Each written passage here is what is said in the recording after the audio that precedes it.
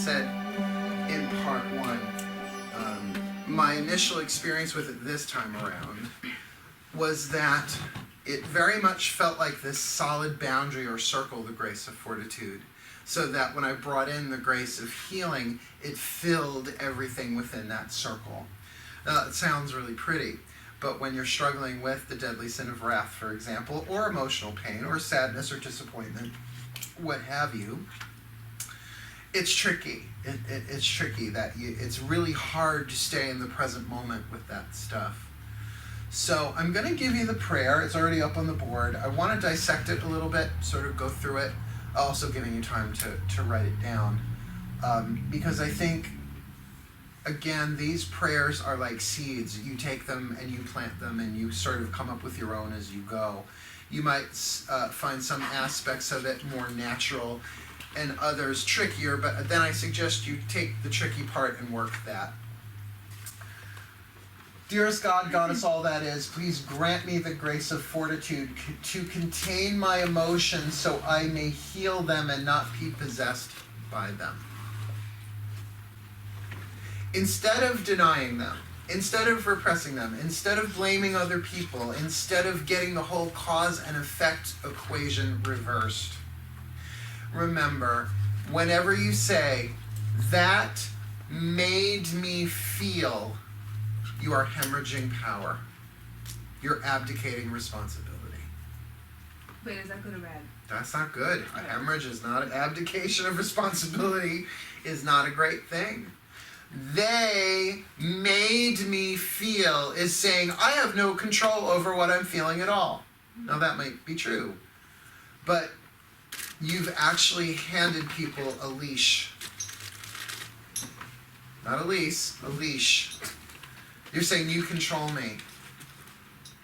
That's a victim pose, a victim stance.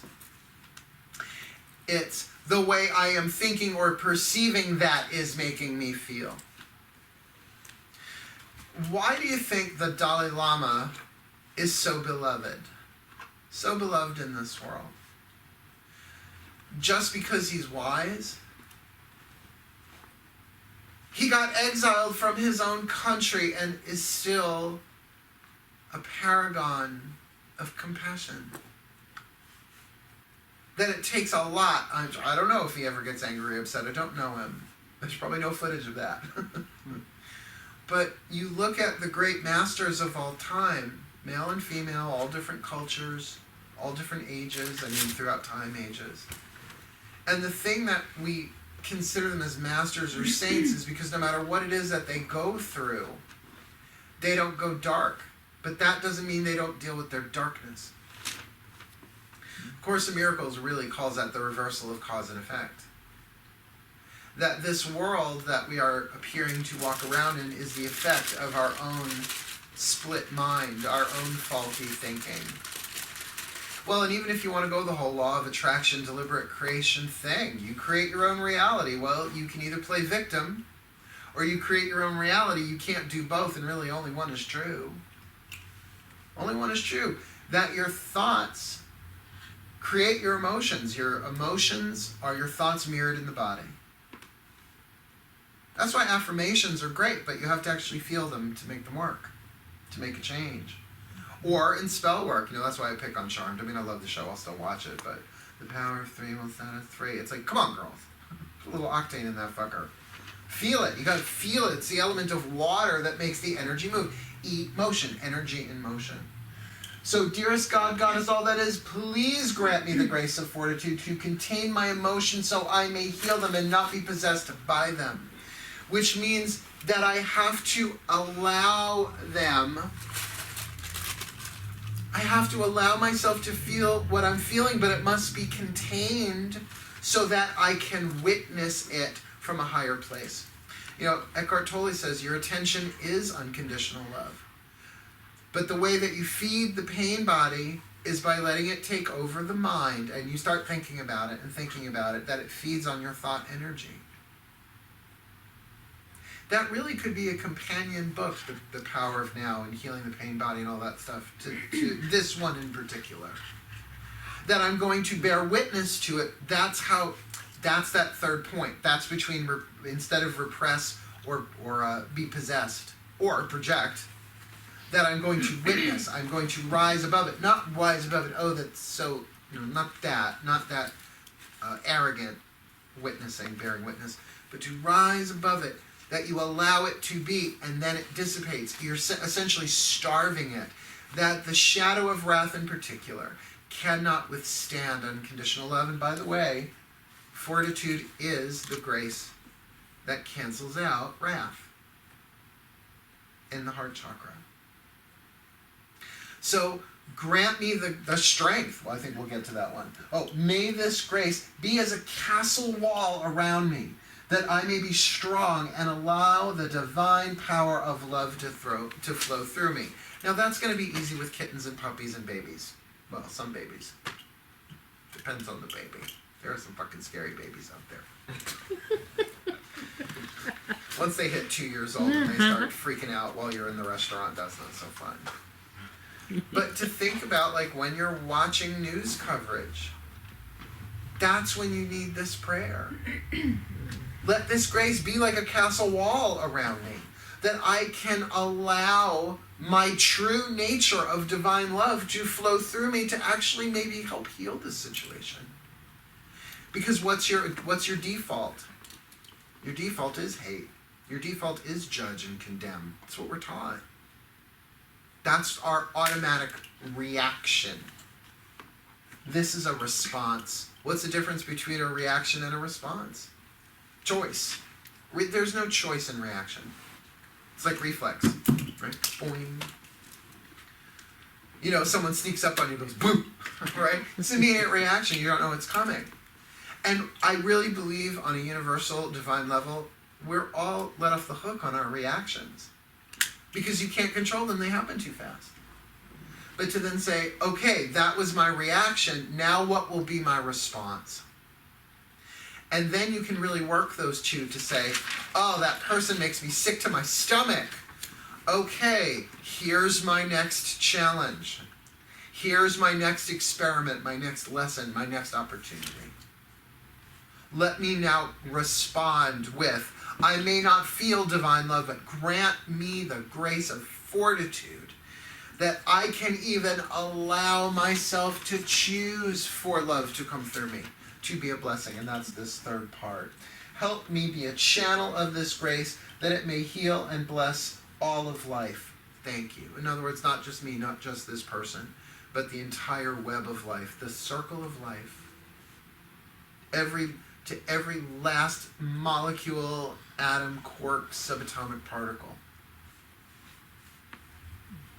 If God is love, and in my experience, God is love, then when we are loving, we are God. Or we are being like God. Or we are channeling love as divine power. So that castle wall isn't just about what may not go out, what I contain, but is in a way also like, and I don't have to take that personally, we're in the personal level of power now. To understand that person is coming from pain. I don't need to know what the pain is or where it started. I don't need to know their personal psychological history and past lives back to the Big Bang to know that someone's in pain. Let this grace be like as a castle wall. Now, here's the thing. There's a difference between a palace and a castle. Palaces are wide. All right? They're a landscape sort of thing, and they're usually open. Like the Winter Palace in Yeah, Russia. right. So it's like, oh, the palace. Castles are fortified. They're where wars take place. You lay siege to a castle. You don't lay siege to a palace. So they have high and thick walls with turrets. You know what turrets are good for? Firing arrows at the enemy. Or pouring boiling oil over the side. They are defensive. Castles are for war. Because we think of a castle, oh, I want to live in a castle. They're cold, they're made of stone. They have keeps in them. The castle keep is where the armory, you know what I mean? That they're definitely part of a war system. So that idea of let this grace of fortitude be as a castle wall, to not just contain, but also to keep me, not to hold out the negativity of the world. I think we need to grow a little bit more of a spine with all that stuff. It's not that there's always been negativity in this world. But by the way, today's negativity might very well have been last century's positivity. Okay? So location, location. It's all perception. But to keep you from taking things personally. That to have the emotional strength to pull back and see things differently. You know, the Course in Miracles is my spiritual spine. If I was forced at gunpoint to give up every other spiritual teaching and pick one, it would be the Course in Miracles, because that's the fast track. That's the fast track home, and that's why it's the hardest.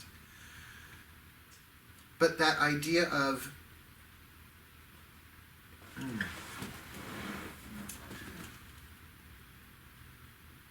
I can ask for a miracle, and I do. And sometimes it's, oh, good God, give me a miracle. Holy Spirit is what the Course in Miracles calls the higher self, or the healed mind, the right mind, and the ego being the split mind, the toxic mind, the illusionary mind. Please give me a miracle, that will work. But the true prayer for the miracle is, dear God, help me see this differently. That I'm not looking at this the right way. How do I know I'm not at peace? If I'm not at peace, then I'm not looking at this right. Now, that's something we can talk about in the third eye, obviously the word look. But when you feel yourself going out of emotional harmony and balance, which you're going to, and it's supposed to happen, see, to me, it's not this static back and forth, back and forth, back and forth. It's almost like this.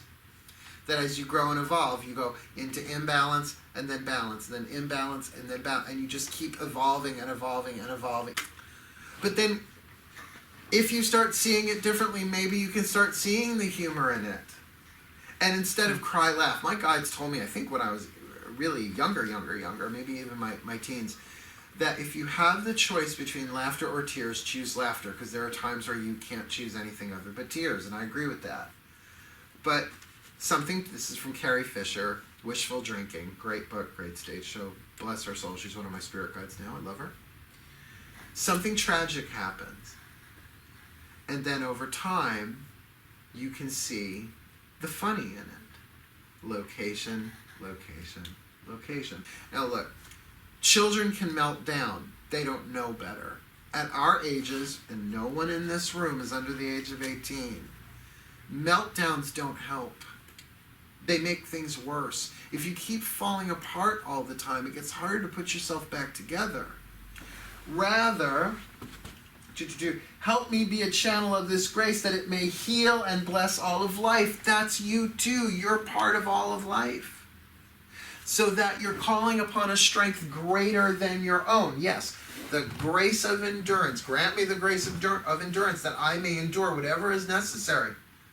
That I call upon the strength of the divine, which is you, but we still have to use that language as though we were separate, because deep down we believe we are. Can you feel that one?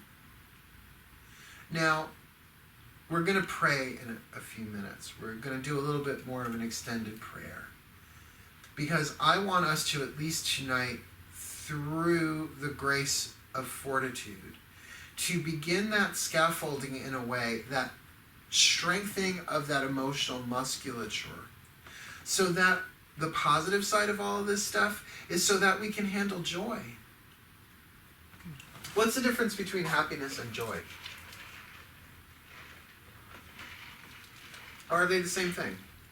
No, joy is like living. It's like with the ego when you identify with it. Sorry, no, one more time? happiness is that's the one. Happiness tends to be conditional. Although the Course in Miracles says happiness is a decision I must make. That at a certain point you learn to decide, no, I'm going to be happy. But there are other steps before that, obviously, like acceptance. You have to kind of accept what is before you can be happy. But joy is a natural state of being. It's actually the spirit, the soul, call it what you will, expressing itself, because it is joy. It's union with God. It's oneness with God. God is the divine. But you notice we have trouble with joy on this planet. It's an overused word. that I think we have issues with joy because it's incredibly high voltage. And we're perhaps subconsciously resentful that we don't feel it that much. That joy has been watered down in terms of its definition. Have you ever cried tears of joy? That's an experience. I've cried tears of joy. I had an experience yesterday, as a matter of fact. Yesterday was a rough one. But I said this prayer, not one of these. I just started praying spontaneously, and I was doing some Course in Miracles work, and I called upon the Holy Spirit. I'm like, Holy Spirit, you got to hold me up on this. I don't know how I'm going to get through this day. And I had this image in my mind. I've never had this image before of okay, I have to give a comic reference. Do you know the Teen Titans? Oh, really? No. This character, Raven.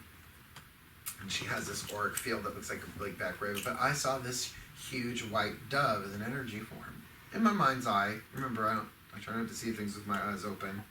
I speed dial a therapist, should that start. I'm having spontaneous hallucinations without drugs, right? No, earth sign, not into it. And the image moved me, where I went from feeling unstable to feeling joy, like needle crossed the record, like that all of a sudden, and I was overcome, and my eyes started to water. That was the love of God moving through me. And it created joy. Now, I don't think I would have been ready for that quickly unless I had been doing that for almost 2 weeks. That every time I made that prayer a little bit stronger, a little bit stronger. So that means my capacity, my musculature, my scaffolding, all these words I'm using, to handle joy, to embody joy, is getting stronger, which means chances are I'm going to be feeling more true joy. And the joy of the present moment, not just because something nice happened. The joy of feeling my oneness with all of life, with God, with the divine. The expression of my true self is joy, and that's true for all of us. And then anything you do from that place is a blessing. Driving, sitting, breathing, you become then a channel of joy, and I believe joy then could be considered a grace. Yeah. But what happens usually when we're feeling joy? We're waiting for the other shoe to drop. This is great, but you better watch out. You better not cry. Better not pout. I'm telling you why. In other words, I love that I crack you up.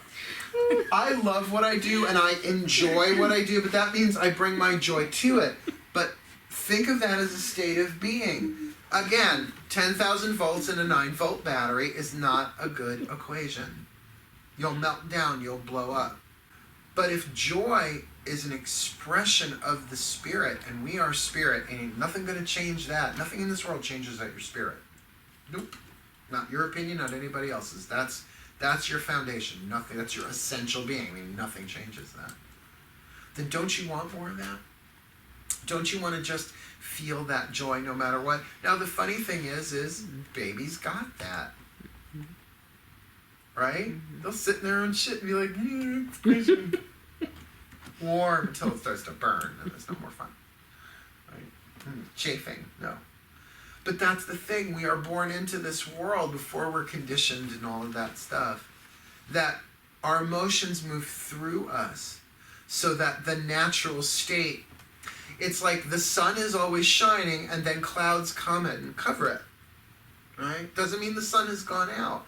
Babies are like that. For the most part, they're in peace. They're at joy until a cloud comes by.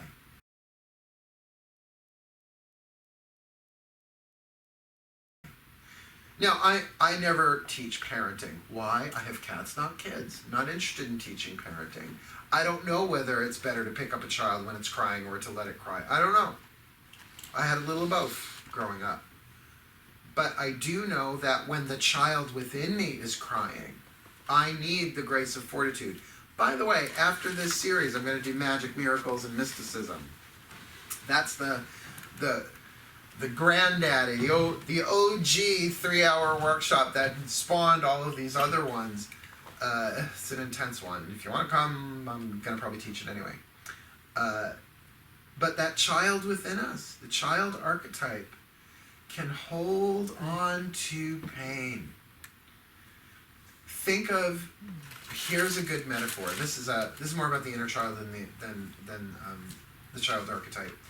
But I took a workshop with a woman by the name of Ralphie Finn back in the 90s, and it was something about the divine child, where she said the divine child is like this great light, and the wounded child is like this fog around the great light. So again, there's the sun with this idea of this water vapor sort of around it.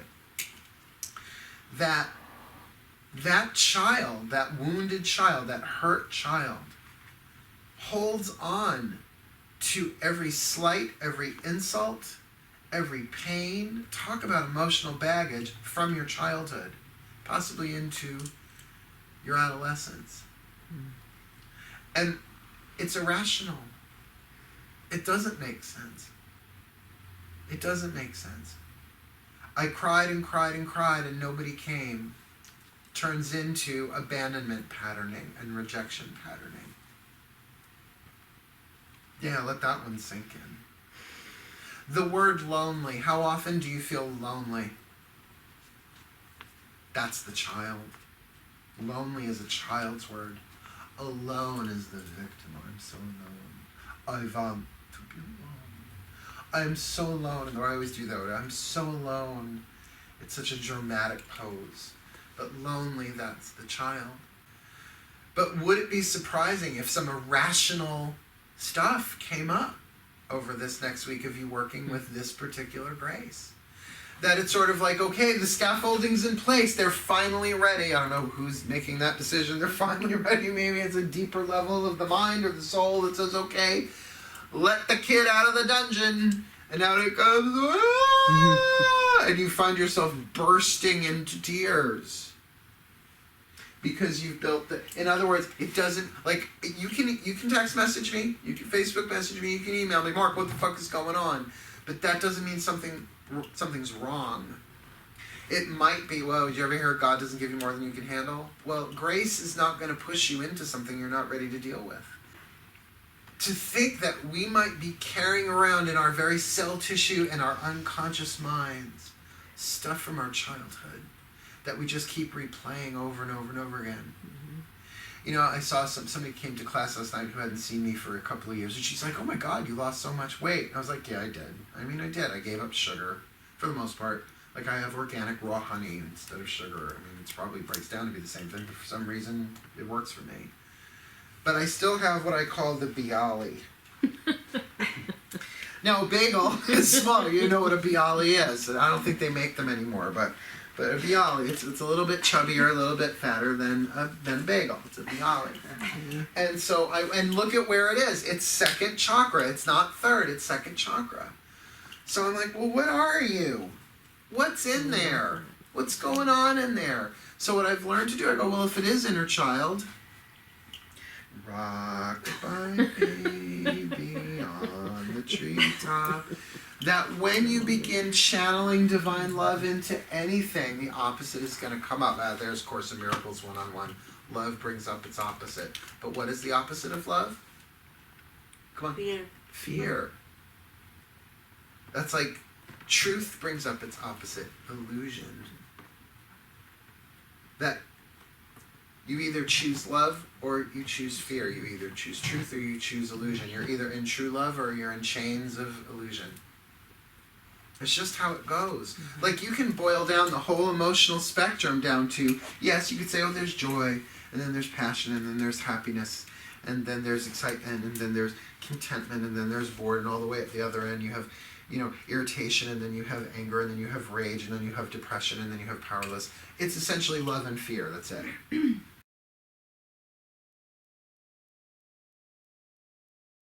We're going to pray, and I'm going to sit down for this one. So do take a minute. I suggest sitting up. I'm all good for a lounge, I know. Just take a minute and breathe.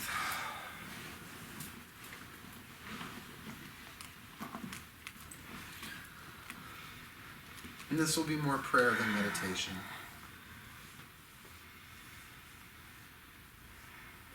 And just get yourself centered.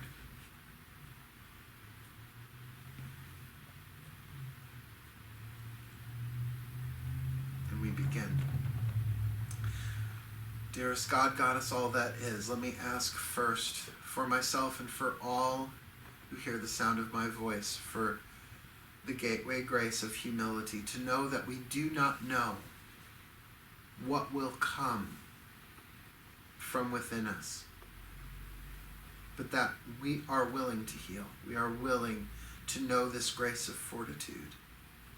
We are willing to bring it in,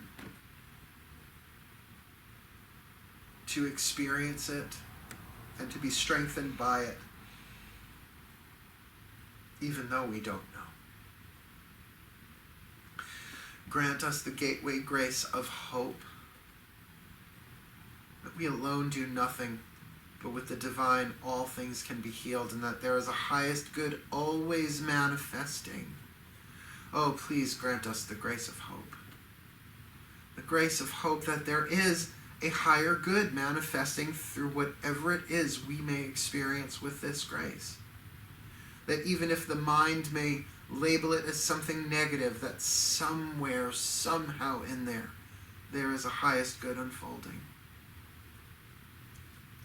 And please grant us the gateway grace of endurance, that we may hold it together, that we may draw upon a strength larger than that of our personality, that we may call upon our soul strength like the walls of a castle to fortify us, that we may endure the witnessing of the pain that rises, the unpacking of the unfinished business, the emotional baggage.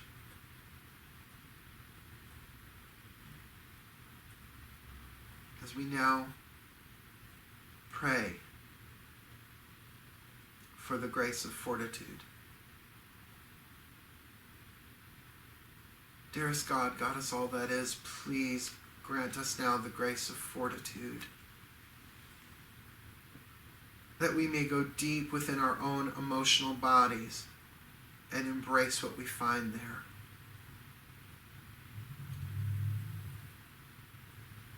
That it may be like a castle wall around us, fortifying and containing whatever pain or shadow or emotional imbalance that may rise, that we may contain it and heal it rather than suppress or be possessed by it.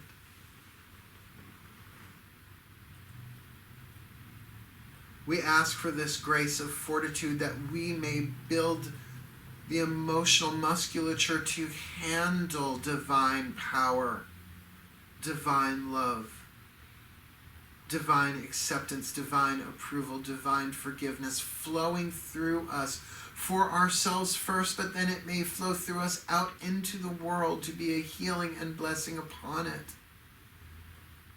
That we may hold to the truth that we are all one, and that we are all love at our core, though we will be tempted to think and believe otherwise because that is what we have been taught.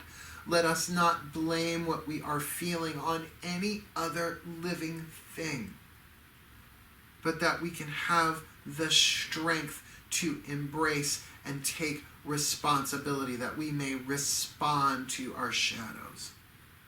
That when wrath rises within us like a mighty volcano, that we can hold it together with this grace, and by your strength, God, Goddess, all that is, be with us in that moment. Hover over us. Flow this grace through us, that we do not act when we are toxic, hateful, angry, frustrated, irritated, impatient, annoyed,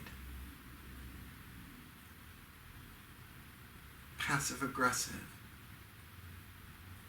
tactless, rude, and all of the other demonic children of the shadow power, the deadly sin of wrath. That like being reborn, we can make the journey through the birth canal into light again, that we can rise from the ashes, be lifted up from the underworld, rise from the descent, renewed, hearts more healed, stronger, better, more peaceful, more harmonious, more balanced, more loving. And we breathe into the heart, and we breathe this grace into the heart right now. That love is divine power. Give us the experience we are ready for. And may the grace of fortitude expand our capacity to feel that love more and more and more and more and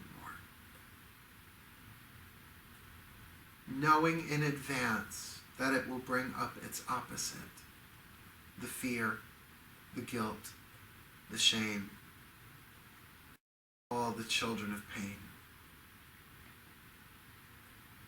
That we may tend to our own corners of the garden and contribute to the healing of all of life.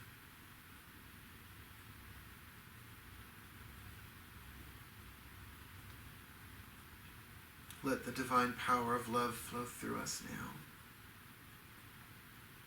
Even just a little bit. Let us have the trust and a power and a love beyond this world to open our hearts even just a little bit more. That we may heal and be healed and remember who we are beyond the mind. Thank you. Thank you. Thank you. So mote it be.